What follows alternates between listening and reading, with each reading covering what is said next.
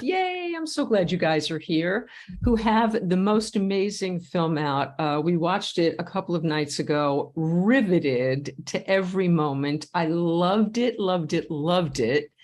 How did you guys, I know you did Hired Gun as well together. How did you guys meet? How did this relationship start? But that's where we met, it's on Hired Gun. Yeah, so I was in the middle of doing Hired Gun, and I was interviewing the likes of like Steve Lukather, David Foster, Jay Graydon, those guys. And I want to say it was David Foster asked me, "Have you talked to Ray Parker Jr. yet?" And I was like, "The Ghostbusters guy?" And immediately you could see the color of his face change. He's like, no. He's not just the Ghostbuster guy. You got to go talk to him. The story is insane. So, we reached out to Ray, and he obliged, and we went down, and I got some of the story, but not all of it. It wasn't until I was promoting Hired Gun, Ray was nice enough to come do some of the festival screenings with me.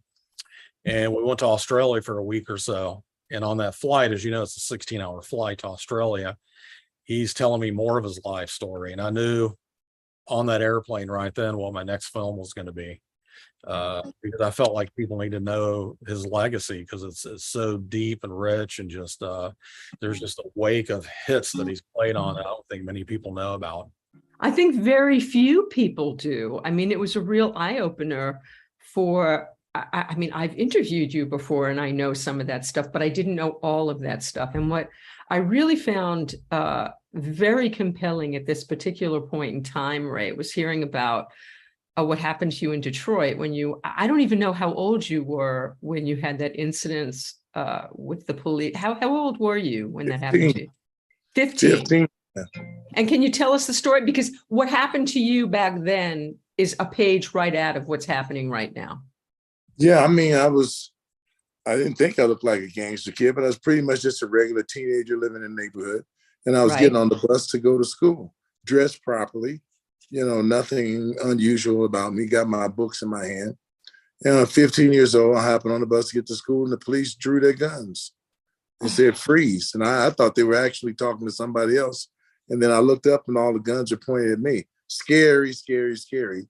Then they dragged me to the alley and started beating on me. They never did say why they arrested me or anything. Wow, that is absolutely crazy. And was that once, did you ever face that again? Was racism something that happened? That wasn't the first time. That was probably one of the worst times, but it wasn't the first time. They've been doing that ever since I was 12, 13. They, take the 15 cents out of our pockets, M&Ms out of our pockets, and then drive you 20 minutes away from home and make you walk home. Oh, God.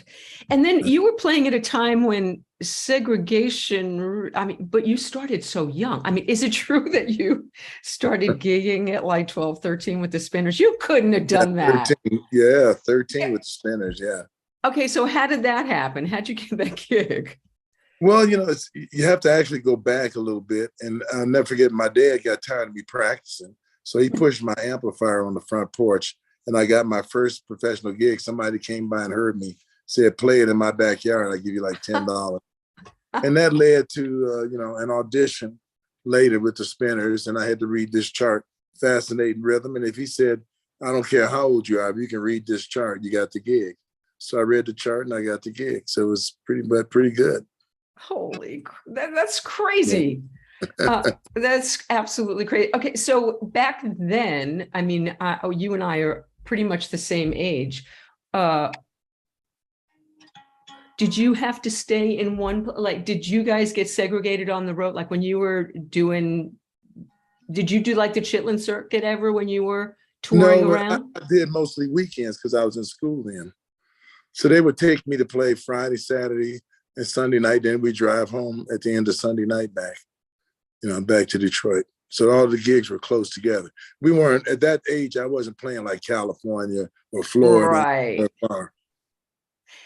So, Fran, what compels you about, for me, Ghostbusters was the thing, right? Who are you going to call? That's Ray Parker Jr. And it wasn't until I sat down to do the preparation to interview you that I discovered all this stuff, including the fact we talked before we went on the air that 50 years ago yesterday, I was in Madison Square Garden watching you on stage at 18 with Little Stevie Wonder opening for the Stones. How the hell did that happen?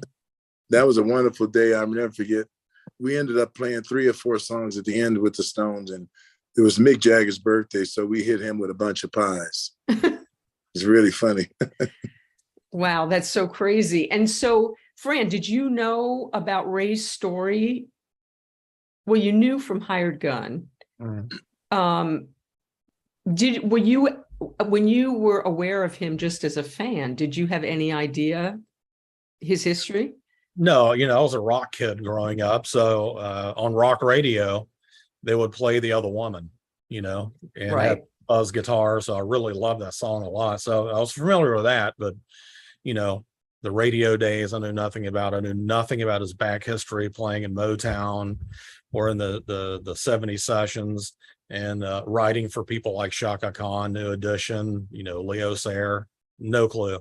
And what's even funnier is, when I came up with the idea for the film, I would come down while I was living in the Bay Area at the time. I'd come down with a Zoom recorder and talk to Ray because, he's been doing this so long, he's probably forgotten more than he remembers. We just sat there. And I think the first question I ever asked him was, what's your first childhood memory?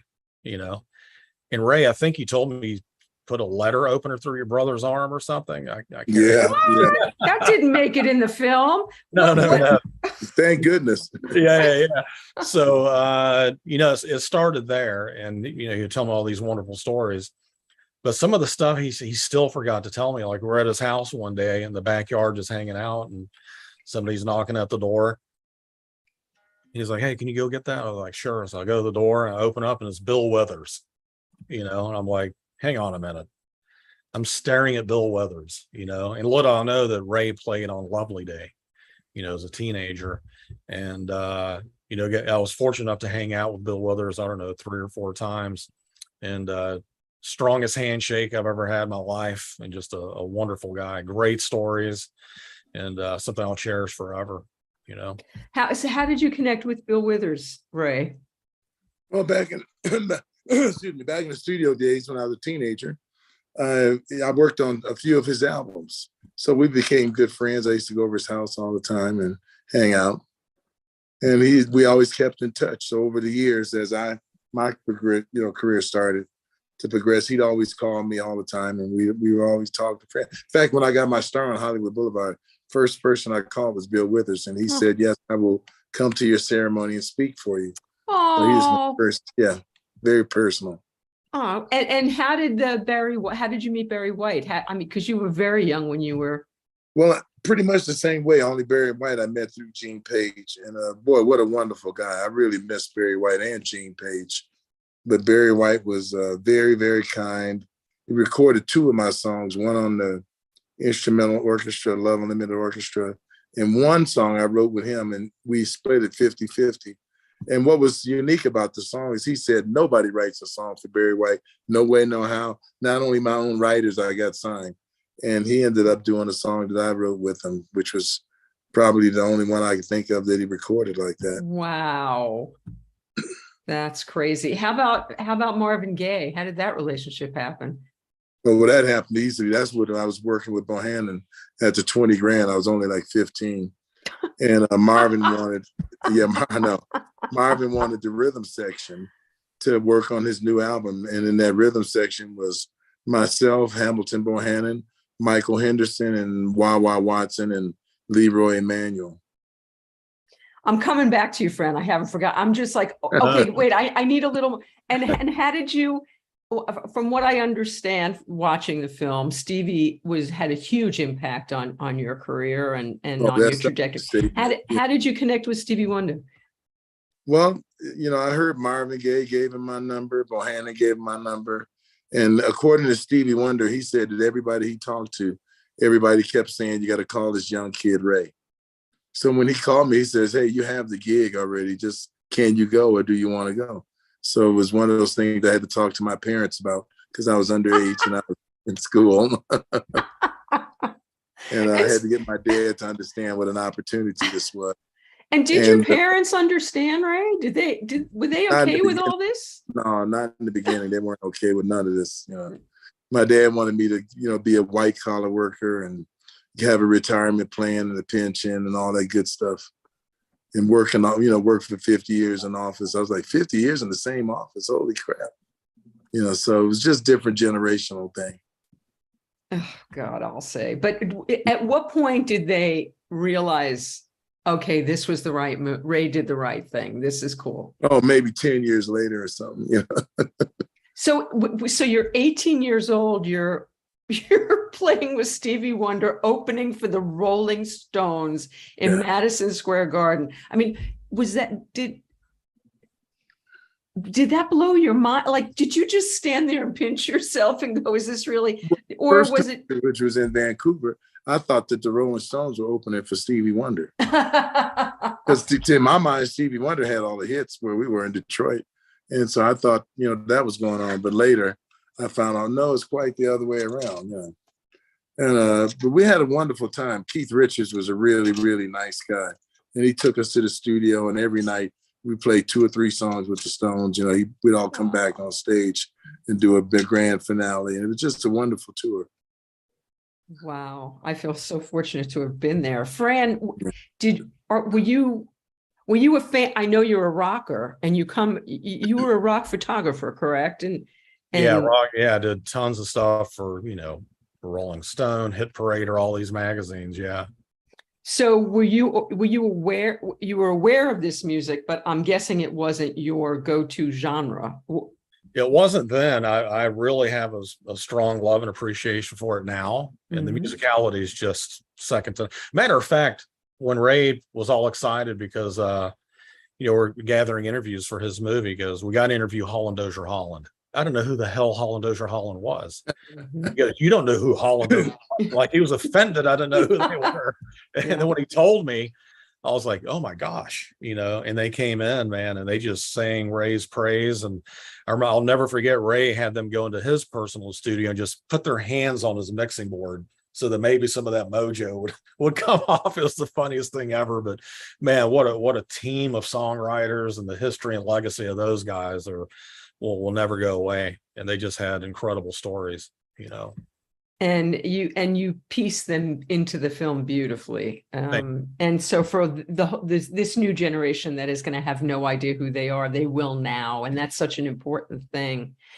Ray, we shared a friendship with Allie Willis, I know, another Detroiter. Yeah, another Detroit girl, great writer, great songwriter, very talented person. And did you know each other back in the Motown days? No, I didn't know her in Detroit. I met her in California. So what got you to California? What got you to LA? My car. Some gas. I just stuck the key in the car and pointed it west and said, I'll call you collect when I reach Sunset Boulevard in the PCH1.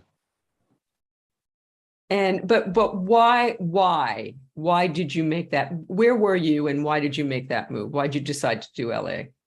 Well, I decided to do LA. I didn't know that the music business was going to be there. And I didn't even know I was going to play music. Ever since I was 7, 8 years old, I used to watch Leave It to Beaver and the Beverly Hillbillies. And I truly thought that the stork dropped me off in the wrong location, made a slip, you know, and dropped me. Right. I always thought I should have been in LA where the sun was shining, the Beach Boys are playing on the beach and the girls on the beach. I just thought that was my thing. So at 18 years old, I just turned the key and just drove to California. And what stage of your career were you? Who were you playing with at that time? I just quit playing with Stevie Wonder. Did he encourage you? There's a story in the film that he wasn't too happy about me leaving. But you know, I just wanted to go to California, and I thought it was the land of opportunity, and I thought I could do a lot of different things, which I was right about. What was it like for you to play with the Temptations and Gladys Knight and all these people that I'm sure, as you were learning to play, must have been heroes to you? Oh, big time. Yeah. That was at the club. The 20 Grand is where most of them would play. And I got to play with everybody there. Every week or two, they change acts and be somebody different. So it was a wonderful experience growing up. Did you never not get a gig? No, I always had a gig. Yeah, I mean, were you ever up for something that you didn't get? I bet that never happened to you once. If it did, I can't remember it. But I tell you this, I never had any financial problem playing the guitar ever. And, you know, some people be out of work and they end up being a waiter for a while or something like that. For me, ever since 13 years old, took off. Somebody was always paying me or hiring me to do something. So I was always just playing music. Did you, and you never had to have a day job? You never? Day job, no. How about you, Fran? Have you had a day job? Oh my God. I still have a day job. Making movies is one of the hardest things I've ever done in my life. But yeah, prior to becoming a professional photographer, like I, you know. How did you do that, Fran? How'd you go from amateur to professional? I didn't even aspire to be a photographer or a filmmaker. I used to take my cameras to concerts just for my own personal memories. And what did you want to be when you grew up? I didn't even know.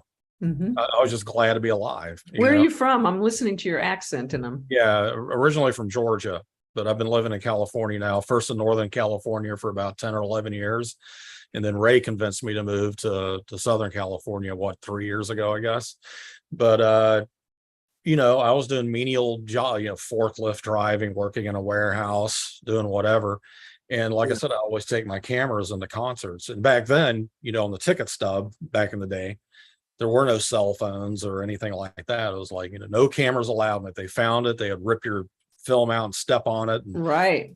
So I would just get as close step on you and get the best pictures that I could. And after a couple of years, people were telling, my friends anyway, were like, man, you got a good eye, you know, but I never thought anything of it until after a couple more years, I started noticing I was developing into a pretty damn good photographer. The composition was good, the lighting. I was starting to learn how to use the camera properly, and I submitted all my photos, you know, like my book to all these publishers. And I would get rejection letters from all of them. However, there was a publisher in New York, Sterling McFadden, who published a magazine called Metal Edge, which was a hard rock or whatnot. And they screwed up and gave me the editor's home address. So I sent my book to her, and she loved the photos and wound up buying a couple from my portfolio, and then gave me a gig. You know, I was working quite often and making enough money where I could quit my day job. And then in 2000, I did my first music tour, which opened up way more doors for me. And I brought a video camera with me, just like I did with the camera to take memories. I brought a Sony Handycam with me. And that intrigued me. I'm like, hang on a minute, moving pictures, you know, now I can really tell a story. Right. And that's what kind of started it all. And I caught the bug and never looked back, you know. And I did you did a film with Dolly Parton? Is that true? Yeah, it was kind of a documentary live concert DVD that we shot in London. And that was thanks to my very first music tour. Going back to that, Danny Nozell was actually the tour manager for a heavy metal band called Slipknot. Years later, he calls me up. He's like, hey, man, how'd you like to come out with Dolly Parton for a couple of weeks in Europe and direct her DVD? You know, I already know you. I trust you. I'm like, wait a minute, you're working with Dolly? You went from Slipknot? Well, he wasn't tour managing Dolly. He was managing her worldwide career, and he's still managing her today. Wow. So from that, I did do that. And then consequently, from doing that, you know, she found out I was a photographer. And we had such a great relationship working together. She hired me to shoot a couple of her album covers. And, you know, she does one photo shoot a year for the people that don't know. So anytime you see her on Cosmo or Women's Day, all those photos are taken in one day because she's got a lot of wigs. She's got a lot of wigs. I know this firsthand. We'd spend one day shooting the album cover. The next day, you know, I've seen her do 25 wardrobe changes in 6 hours. You know, she's always telling me, you know, when you got 3 great pictures, let me know. I'll go change my wig, my clothes, my shoes. And it's just been a wonderful relationship ever since. You know? Well, speaking of a wonderful working relationship, so you two, this is so much more than just a filmmaker and an artist, because it seems like every time you hang out, you are friends. Well, you have to hang out when you're working this close on a project. I mean, we were together just about every day for the year and a half, 2 years. Hey, I know. But even before that, it was 4 years ago that I interviewed you, and I reached you through Fran. Oh, of course, yeah. So you guys have been friends for longer than just the making of Who You Gonna Call, right? Yeah. Yeah. Ever since Hired Gun, I would say, yeah. Yeah. And so how challenging was it to, I imagine the film wasn't finished prior to COVID. How did COVID impact this film and the making of this film and the distribution of this film? It didn't. Well, believe it or not, we were done before COVID. It was funny. We were premiering it the day COVID came out. It stopped. Get out of here. No, we got stopped right at the gate. Horse coming out the gate. Yeah. Believe it or not, when COVID first was announced, like, oh my God, there's a new virus coming out of right. Ray and I were in Northern California. We mixed the movie, the sound. For people that don't know, you have to sound mix a movie when you're done with it. You don't just put it out. So we were at Skywalker Ranch where they do all the Star Wars movies and everything. Right, sure. So we were there when COVID was announced, and I'm like, oh my God, what is this? Nobody knew that it was what is it? Yeah, nobody knew what would happen. And what was even crazier is all these movies got pushed back. And while we were there, with this red helicopter flies in and out jumps Tom Cruise and Jerry Bruckheimer. They were mixing Top Gun 2 that right next to us. And we see that movie didn't come out till the same time as ours, basically. It got back. Yeah, but Sony acquired the movie from us. I think, Ray, we signed the deal the day that we did the world premiere in Switzerland, right? Yeah. Well, how long ago was that? A year. It was 6 months after the virus was introduced. Yeah. So was it challenging to get a distribution, to have that happen during COVID? Yeah, because nobody knew what the world was going to do. It wasn't just the film business or record business. Nobody knew anything about anything. That's true, but I have a mixed feeling about that because Sony came, they were the perfect home for this movie, obviously, because of the Ghostbusters franchise and catalog. But, Sony, we were on Sony's radar for a year and a half before this movie finished. We interviewed Ivan Reitman there at Sony, and they were very close with us with licensing us footage. If you watch the movie, you'll notice that there's clips of Ghostbusters in the film.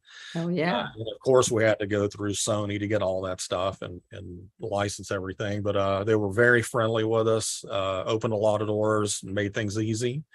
And then when they came with their offer, we just knew it was the right place to go, and glad we did.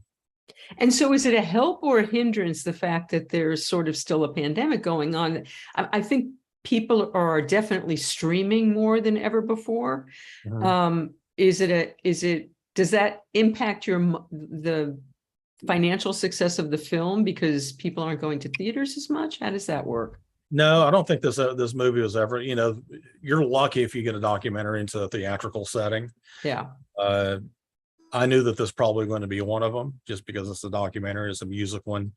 But streaming to me is where it's at, I just had dinner last night with the vice president at HBO, and they're just doing so much business. They can't turn out enough projects for the streaming. And now we're seeing the theaters are opening back up with the giant success of, Top Gun, yeah. Dollars, and the Elvis movie was fantastic, and every time I go to the movies it's packed. So I'm so happy because to me, I think every film should be in a theater. You should watch it there, not on television. But anytime we watch Ray's movie in a theater setting, it's 10 times better, because we did mix it at Skywalker, and that is the premier place to, if you want to get a movie made, that's where you get it mixed. And your movie's never going to sound that good again once you leave that facility, because it's the best in the world. But when we did show in theaters, huge applause and everybody loved it. Well, yeah, there's nothing like having an audience reaction and feeling that feeling. Before I go back to Ray, my friend Laura wants to know what part of Georgia you're from. I grew up in Marietta. First, I was born in Spain, believe it or not. And wow. Yeah, Francisco. But my father got a job at Lockheed Martin, so we lived in Marietta, Georgia, for a bunch of years. And then after I got married, had my son, we moved to Gwinnett County, which is up in like Northwest, I guess, little town called Lilburn, Georgia. But I was touring so much around the world with all these bands I used to work for. Anytime we'd hit Northern California, I was just like, man, this is paradise up here. Up in Marin County. I lived in San Rafael for a bunch of years. That uprooted everything and moved out there and stayed there for quite a while. Well, you've done damn well for a Georgia boy. Doing quite well for yourself. Are your parents proud of you? Well, my dad's no longer with us, but he was extremely proud. He did get to see Hired Gun prior to his death and was just blown away. He just couldn't believe that. And my mom, she doesn't really, I don't think she knows what I do. I tell her what I do. She doesn't understand what a director producer is. So she just sees my name on the credit and she gets excited. But I'm like, Mom, do you know how much work goes into this? Speaking of moms wanting to see their son's name. So Ray, there's a great story about why you decided to go solo, why you decided to become a solo artist after being a hired gun. Can you tell us about that? Yeah, because no matter what I did, I couldn't get the attention of my mother. I mean, my name was always written so small. When you get a credit for playing the guitar, it's really small. And my parents were much older than me, and my mother needed a magnifying glass. I found a little bit insulting. She said, go get the magnifying glass. I'm like, really? Is my name so important and so little that she needs a magnifying glass to even see when I wrote a song? And then they wouldn't, for songwriter, they wouldn't give you your whole name. They give you R. Parker. That's sort of embarrassing. It's like, So I was really motivated to make my own record, put my picture on the front, so my mother could just plain old simply understand what it is I was doing. And so how did that start for you, Ray? How did you go from a hired gun to It started from Raydio. Started the band Raydio and put out Jack and Jill. That had my picture on it, my name everywhere, and in big letters. So my mother told, this is my son's band. So it was just easier to do. A story that you didn't tell in the film that I would love to know, understand what happened. So I know you wrote You Make Me Feel Like Dancing, but why didn't you get credit for this #1 hit for Leo Sayer? Why didn't you get credit? That's a good question. I don't have the answer to that. I wish I could ask the producer. Come on, really? Yeah, I have no idea why he did. Did you get paid for it? No, I did not get paid, and I did not get any credit. And what was bad about it wasn't like I was worrying about it or thinking about it. He promised me he was going to give me my share of the song, and he made all these promises, and he did not live up to it. Is this the producer or Leo? This is the producer. Leo's a wonderful guy. In fact, me and him may go on tour and play together. He's a great guy. Isn't that wonderful? Yeah. And so does he acknowledge that it was your song? Well, his name is on there too because he wrote some of the lyrics. So I don't expect him to acknowledge it because that would be against his own company. I see. Plus, he doesn't need to acknowledge it. Me and him know what's up. We're good. Well, that says a lot about you, Ray, that you can let that go and just kind of move on. Because that was huge. #1 hit. That's big. No, yeah, it was. Won the Song of the Year, Grammy. Jeez. So how does it feel to be up for an award opposite Stevie Wonder, which happened to you a couple of times? What is that like when Well, it's not good. That's never good. So you won one. You won one of those, didn't you? Yeah. But good thing I didn't win the American Oscar. But that's never good. Stevie Wonder is the king, and if you disrupt what goes on with the king, it could be off with your head. So what have you been doing during the pandemic, Ray? How have you you're such a prolific songwriter, producer. Did you stay busy during the pandemic? What'd you do? Oh, yeah, I'm almost done with this record. All I got to do is sing 2.5 songs. I don't know why it's taking me so long to sing those because I'm so busy doing other stuff. But once I get that done, I'll have like 12 or 13 songs for a new record. Fantastic. What else do you do? What else is keeping you busy? Oh, I play tennis and I'm just goofing off, having a good time. I just came from Europe, went to some tennis matches over there and saw Casper Ruud beat up on Bertini. So it was just, I had a great time, just having fun. And were you able to do that easily? Did the pandemic give you an opportunity to kind of have more leisure time? No, the pandemic actually shut down the world, so it's harder to travel. And I was not happy wearing a mask on the airplane and taking tests all the time. In fact, for most of the TV shows I do now, recording studios, we still have to take a test every morning, Right, of course. So it's just it's a bummer. Did you get the virus? Oh yeah, I got the virus over New Year's, but I never knew I had it. Really? Yeah, I only took the test because some of the kids got it up here.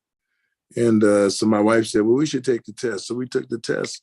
And believe it or not, I actually tested positive. I never felt anything. I felt fine, And out of the 14 to 15 people up here, the only people who didn't get it were my 3 sons who never took the vaccine. Wow. Wow.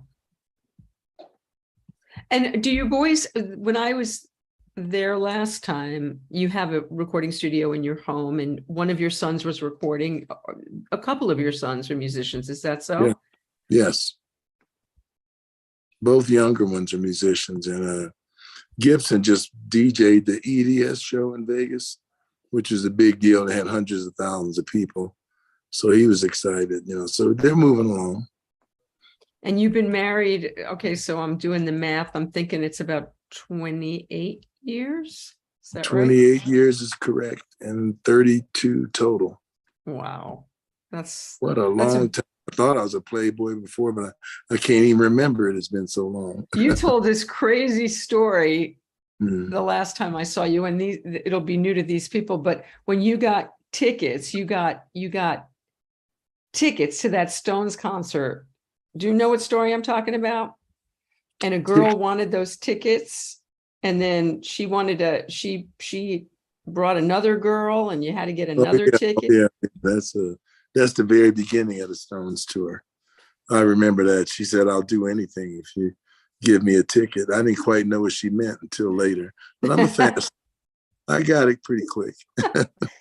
So it hasn't been challenging, Ray, to have all this success and be a musician and to have a wife and a family, because you're a real family man. Yeah. No, I don't think it's challenging. All my life, I've pretty much done what I enjoyed and what I wanted to do. I don't remember ever trying not to do something. Like people say, well, how did you not get into drugs? Or how did you not do this? I never really tried not to do anything. I just did what I felt was the right thing to do. Okay, let's talk about that a minute, because I'm in recovery. You never walked that road, did you? No, I never did the alcohol road. I never did the drugs or cocaine road, even though those things were available to me all the time and they were around. I just didn't turn me on. Wow, it's impressive. And you must have had your 10,000 hours, I'm thinking, before you hit 20, like way before you hit 20. Well, I bet anything. I had 10,000 hours before, by 13 I had it. So how did that start for you, Ray? How did the passion for guitar happen for you? Well, my brother had a guitar and I was playing the saxophone for 4 or 5 years. Seemed like a lifetime back then, but it was half my life. And I was just fascinated with the guitar. So I traded him a $800 saxophone for his $40 guitar. Wow. I just loved playing the guitar. So I practiced all day, every day. And then I broke my leg, which added to the practice time. And that's why I'm sure I got to 10,000 hours before age 13. Mm-hmm. But you learned to read, you study. Did you study in school? Did you study outside of school? I learned all of the reading and technical stuff on the clarinet, and the teacher in elementary school, Alfred T. Kirby, who was a great teacher. I had to play the clarinet in school orchestra because all the flutes were taken and they put me on a clarinet. That's how I got the clarinet. Yep, all the flutes were taken. I was trying to get the lightest instrument to take home. Can you still play the clarinet? No, I don't even know where my fingers go. It's been so long. So, okay, so you're playing the guitar and you're getting real gigs. You finished school, though. You finished high school. Sort of. sort of. Yeah, my grade point average is like 1.8, so I wouldn't brag about it.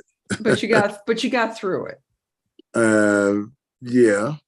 But you're a very savvy, from what I recall, you like math. You're a very savvy businessman. Was that like an innate thing? Where did that come from? Yeah, I think it's an innate thing. My dad was pretty savvy. It's not a reflection of me going to class because I didn't go to class. So that's probably why that end of it came out so poorly. And my parents were a little disgusted, thinking my brother was going to be the smarter one because my grades were so poor. But I just didn't want to go learn the same thing. You know, every year they teach us the same math book, the same books. So I just thought we're wasting time. Jesus. And can you talk about, I know that you had a very important relationship with Clive Davis and stuff. Who were your mentors, Ray, and the people that opened doors for you? Well, there's Stevie Wonder, Bohannon, Gene Page, Barry White. Gene Page would be a really big one. And one would be Michael Henderson, who he just passed 3 weeks ago. And is this something that you do? Do you pay it forward now that you're have you paid it forward through your life and mentored other younger musicians? Yeah. I don't know how many of them listen to anything I got to say, especially my own kids, but you know, kind of a different world we live in now. It's yeah. Yeah. Before we get to Ghostbusters, so Fran, how about you? I mean, you've created this success for yourself and kind of are self-made as well. Do you take interns on? Do you mentor and help up and coming filmmakers? There's so many people that reach out and want to know how you get things done. And I always tell them the same thing. I'm like, you know, let me teach you what not to do instead of what to do. Because I made, you know, during Hired Gun, I had made documentaries for record companies, right? I couldn't license music or anything like that. So it was all just given to me. When I made Hired Gun, I just jumped out of the airplane without a parachute, was given a bunch of money to make this movie. Who gave you the money? How'd you get the funding for it? Yeah. So, you know, when you're in a position like I was then, you kind of had to self-fund a little bit at first and create what's called a sizzle reel, which is kind of like a trailer of what the show's going to look like. So I did do that. And I had a really good friend who's in the oil business, Todd Polson. We're still dear. He's one of my best friends, and Ray's met him a bunch of times. He's just a really good person. And he financed it, you know. And Wow. I was like, I don't want this to ruin our friendship. He goes, man, I'm so rich, you know, not bragging, but he's just like, if I lose $1 million, it's not going to hurt me. And I'm going to get to meet Alice Cooper and all these people. So it was a wonderful journey for him, and it entitled me to get the movie made. And, you know, my one thing I did tell myself was it's got to be a world-class film. It's got to look great. Sound. We also mixed that at Skywalker as well. And it did really well. It was a, you know, critically successful. Fans loved it. Press loved it. And it got me to where I am today, you know. And what's funny is when I talked about doing Ray Parker Jr.'s movie next, a lot of the people were like, you're going to do a movie on the Ghostbuster guy? And I had the exact reaction that David Foster had. I was kind of offended. I was like, wait a minute, you just don't know, you know. Let me make the movie, then you watch it, then you come back to me and tell me what you think. And across the board, everybody's just floored. They just can't believe what they're watching. And has it changed? I imagine it's changed people's perception of you, Ray, and you're finally getting your sort of due respect. Yeah, big time. A lot of people have seen it because it's out now and it's all over the place. And it's really enhanced my entire career and the way people think about me. So it's wonderful. And I've said it before, and I'll give it again. I give 100% of that to Fran. He came up with the concept and how to make it look like that and make it do that. And, you know, I talked to a lot of people that have seen a lot of documentaries, and a lot of people, they think mine is one of the better ones. It's excellent. I've watched a lot of music documentaries, especially. It's a wonderful film. Really kudos to both of you. But what came out nice about it is even if you're not a musician, you can understand the story, and it still turns out to be a great picture and a great story. So absolutely, it's a very human story, and also your whole upbringing and all of that. and also the elements to your life that I didn't know about before. And it's even Ghostbusters. I mean, I don't want to give away too much of the film, but I want you to tell us a little bit about how could we not talk about Ghostbusters when we talk about you? And from what I understand, you don't get sick and tired of talking about Ghostbusters. Oh, absolutely Is that true? not. It's wonderful. Talk more about Ghostbusters. I wish Let's talk more about. So it's kind of crazy how that came to you, because it was very last minute, right? Yes. It was just one of those songs. Well, first of all, it wasn't a song. They only wanted 20 seconds over the film. And I was just going to write sort of like a little small jingle or something to put over the library scene. And the director, Ivan Reitman, heard it, and he really, really liked it. And it turned into, can you make it longer? Can you get some more lyrics? Can you put some more stuff on it? And it just Can you show us how it started? Right? What was the first thing you came up with? The first part of it? The first part was the music, because he told me what he wanted pretty much. You know, he hummed to me. It was like a blues kind of thing that, you know, that we played in bar bands as a kid. Doom, doom, doom, doom, doom, doom, doom. You know, everybody does that in every band. And so that wasn't the hard part. The hard part was when he said, I want the words Ghostbusters in the music. And I was like, holy crap, no wonder it's so difficult and nobody's been able to do it. Because was it true that he had reached out to a ton of people to try and get them to real people he had reached out to? And the concept of this song that I think most of the songwriters were missing is it had to be a military song, because the Ghostbuster characters are like military characters. So the music needed to be stiff, and it needed to be like drum cadence. The sound off 1, 2, sound off 3. And so the Ghostbusters chant is really like a sound off. Who you gonna call? 1, 2. Who you gonna call? Ghostbusters. I ain't afraid of. So it's a chant. So if you listen to the drums and the bass and the guitar, the straighter you play it, or the stiffer you play it, and make it more like a military marching band, the better the song becomes. Wow. And I'm hesitant to ask you to tell the story, because it's a big part of the movie, but there's so much to the film. There's so much more than this. But you were under the wire. You had a very short time to write this song. Is that true? Oh yeah. It was only a few days, and they offered me $50,000 to sit and think about it. And if I didn't come up with anything, then my money went bye-bye. So that means you got to turn in something. And how did the idea come to you to do that? How did you get Ghostbusters in there? Well, there was a part of the film where the guys are standing over above the phone number. And they got their backpacks and they're in uniforms. And to me, they look like the Roto-Rooter guys or the Bug commercial guys, you know. And so I said, that's it. You got to say who you're going to call. Just like a bug repairman or a plumbing repairman or something like that. And that's the way it looked to me on the film. And that was the biggest thing that ever happened, was that idea. That one little idea turned into everything. Wow. I imagine it was a total life changer for you. Yeah. I would say total life, but yes, it's a big change. Now, I had no idea the song was going to do that well. And also starring in the video, and you're with Bill, you're with the guys. It took my visibility to a whole new level. What's funny is most people say, oh, when your life changed, they're talking about money, right? But, I had so many hit records before, and I saved a bunch of my money that when Ghostbusters came along, I didn't really buy anything new or do anything different, Right, but it was the recognition factor. You were on every billboard. Yes, you were MTV was playing Ghostbusters every other second, it seemed. Exactly. So my name was on everybody's lips. And also it's multi-generational, cross-generational. I mean, my mother knows who you are. My kids know who you are. Everybody knows who Ray Parker Jr. is, and that doesn't happen all the time. No. That's a pretty unique thing. So now that the film is out, are you getting to go around? Are you taking it out? Are you doing screenings? Is that, have you already done that? Where are you at now? We did a couple of showings, but Sony, they haven't had me do anything. So I guess they're doing whatever they're doing without me, which is fine. I'm good and lazy, so I can stay home and or play slot machines in the casino. I'm good.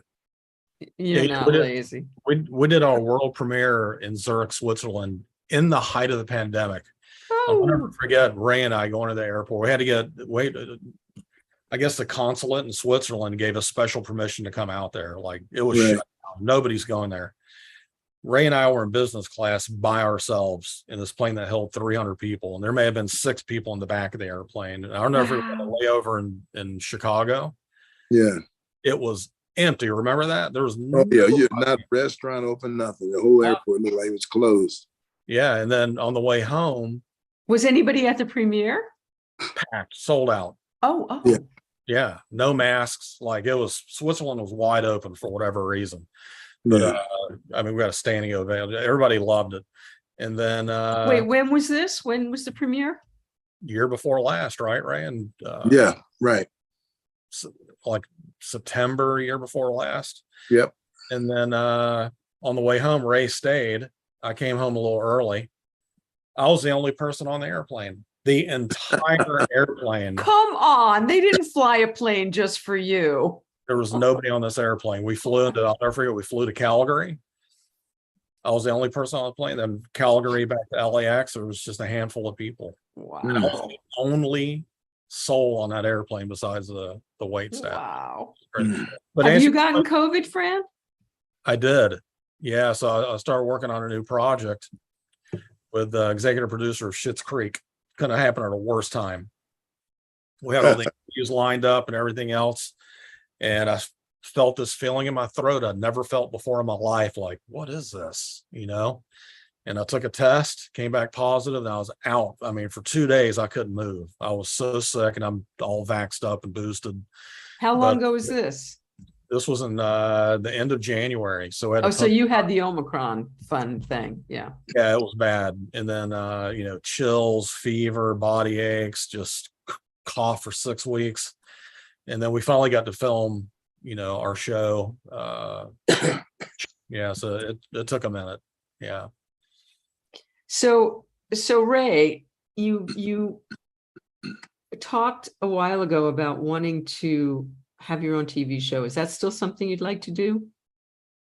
Yeah, as long as it don't take too much time. I mean, I now live in Nevada. So I don't know. It'd be nice if I could film it up here. But I don't know. I'd like to have like a talk show or something like that. That seems like a lot of fun to me. You can do all you need. You have the equipment. You can do everything you need to do. You know that. You can just make that happen. Yeah. So okay, so right now you have a new album coming out. When might that drop? Well, first of all, that's going to drop whenever I finish it. I like that attitude. You can afford that attitude. And whenever I finish it, so I better get on the case and finish it. I don't think I'm going to do any more 100 city tours or anything like that. I'm just too tired to do that. Do you still enjoy playing it? Do you still want to play live? Is that something that interests you? I still want to play live, but it'd have to be on a more limited basis, I think. Mm-hmm. Like in the old days when I was in my 20s, we just played every day. Let's go get on the bus and just get on a plane and keep playing. I don't think I can do that anymore. Yeah. So what is the dream at this point? Like, if you had your druthers, what would the next few years look like? What would you love to do? How would you like to? I'd like for them to name a street in Detroit after me. Woohoo! Yes, I'm down for that. Nice. The Rock and Roll Hall of Fame would be nice if they put me in there. Sweet. What else could happen? How was it getting the star on the Hollywood Walk of Fame? I imagine that was that's the biggest thing ever happened in my life. Oh. At least to me, that was the most important thing, because first place I came was to Hollywood and walk up and down Hollywood Boulevard and look at all the stars. And everybody always said, if you're going to be a star, you need a Hollywood star to be a star, because they created the word star. And so I thought that was very important. But other than that, just let me be healthy and keep doing what I'm doing, and I'll be happy. Do you still play do you play every day? Is there always there was a guitar in your hand the whole time I saw you? There is, and I'm waiting for you to noodle something on it. Well, I've been noodling. I've been keeping it quiet. Don't keep it quiet. We want to hear it. just the sound of the guitar sounds good to me. Beautiful. Such a sensitive instrument. It can be funky, it can be romantic, it can do all of the above. It can get the job done. I seem to recall you saying that you could write a song on the spot and kind of have your way with the women, because you could just kind of write a song on the spot and stick their name in it. And the last time you wrote one for me. Put their name in the song, and there you have it. And I don't know if it's this album or a prior album where you did some acoustic. Is it this one where you have some acoustic? Well, the last one had more acoustic on it, but I used both guitars, so both guitars would be on both albums. Yeah. Do you have, of all the guitars that you own, and I know you have quite a collection, do you have a favorite? No, I like all my guitars. Probably if I had a favorite, it'd be some of the gifts that I got when I was younger. I don't want to lose those, And that's not that I play them all the time. It's just that they hold special meaning and value. How about you, Fran? What's next on your agenda? Oh God, I'm busy, I'm sure. Yeah. So I have a docu-series that we're in development with called First Call. It's about the first call musicians that are up on the upper echelon, guys that play with Lady Gaga, The Weeknd, Rihanna. And the stories are just as fascinating as Ray's, or even some of the people in Hired Gun. It's just, you can't believe what you're hearing, and what it takes to get to that level is not easy. And then, I have another documentary that was brought to me called In the Reeds, which is about the history of the harmonica and how the harmonica essentially birthed the blues, and how the blues really birthed all music, modern day music we hear today. Is really fascinating. And I think we're going to probably be wrapped up, probably October with editing. So we're currently editing that. And then there's a wine show documentary I'm doing called Message in a Bottle. And it's about these heritage families, like, the Mondavi family, the Hirsch family, Joel Peterson, rather, the godfather of Zinfandel, and what goes into a bottle making that wine. So it's not about tasting notes or what pairs with. It's more about the lineage of what actually goes into making that bottle of wine. And that's which is really interesting. So Ray, are you becoming like a producer? Are you involved with Fran on these other films? No, I don't want to be a producer. Let Fran do all the work. I don't want to work. Hey, I'll repeat myself at the risk of being crude. I don't want to work too hard. You know what? I think that's really great, because you've worked very hard for a very long time. And I think it's wonderful that you can relax now and enjoy your life. Well, I think that Ray saw what it takes to get a movie made. It's not as easy as just going out and filming interviews, because once you have, 120 hours of interviews, now you got to make a story out of it, and then all the complexities that go along with it. You think licensing, getting permission. Yeah. Fran's right. I learned what it takes to do like a documentary. I know I don't want to do that. That's not no fun. Yeah. It's fun. That's his idea of fun, because that documentary, that's like him playing the guitar. But for me, that's not my idea of fun. Right. So Ray, this new album that you're working on, and whenever it happens, are you doing it are you producing it in your studio, or is it? Oh, absolutely. Yeah. Because then I could be creative. I could do it in the middle of the night. And I have a smaller studio at home now, and the bigger studios in LA, so I can go back and forth between the two and get anything I want done. They talk to each other, your two studios, I assume? No, not really. I just take the tape down there, or there's no more tape, take the disc drive down. And all the musicians are in LA, so I don't want to build a studio like the one I have there up here, because there's just nobody to come over and play. But everything's working quite great.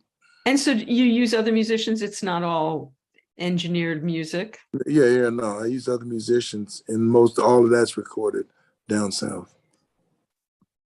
Well, I'm very grateful that you took the time. I know you were out on the lake, and Fran had to drag you back in here. And I know Fran has a dinner to go to that I was actually supposed to go to tonight. So I really appreciate the time, and I just love, love, love who you're going to call. Congratulations to both of you. It's a wonderful film, and it's not only informative, but so entertaining. It was just so much fun to watch, and I did learn a lot. I learned a lot about you, and I learned a lot about the time and the music. Really, really grateful. So have a wonderful rest of your day, and thanks so much for sharing this time with us. And thank you for calling on me. Okay, there you go. Take care. Thanks for having us, Vicki. Have a good night. My pleasure. You too. Thanks so much for all your